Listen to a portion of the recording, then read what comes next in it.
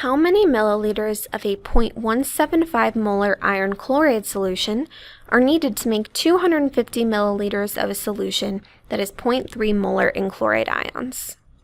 This problem demonstrates how to use unit conversions, and it can be confusing looking at this question for the first time because you're not sure where to start.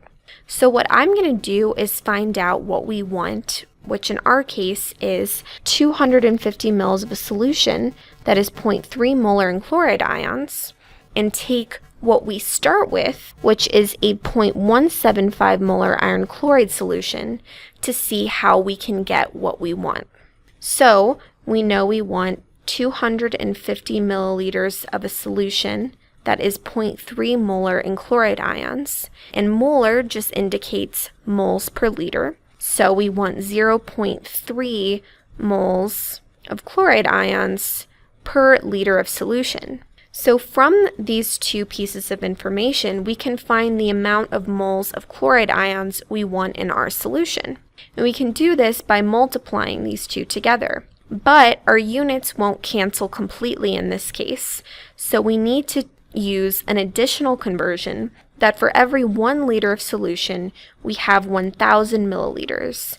And that is so we can cancel these liters and these milliliters to get moles. So we come up with that we want 0.075 moles of chloride ions. Now I'm going to take what we start with, which is a 0.175 molar iron chloride solution. Again, that's just saying we have 0.175 moles of iron chloride per liter of solution. But we don't want to be dealing with moles of iron chloride. We would rather be dealing with moles of chloride ions.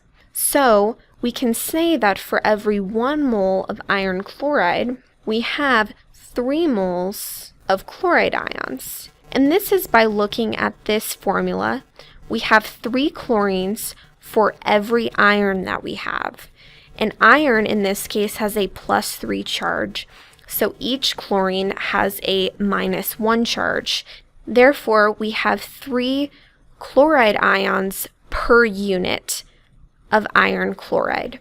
So now we can say that what we start with is 0.525 moles of chloride ions per liter of solution. What we're looking for is how many milliliters of this we need to get 0.075 moles of chloride ions.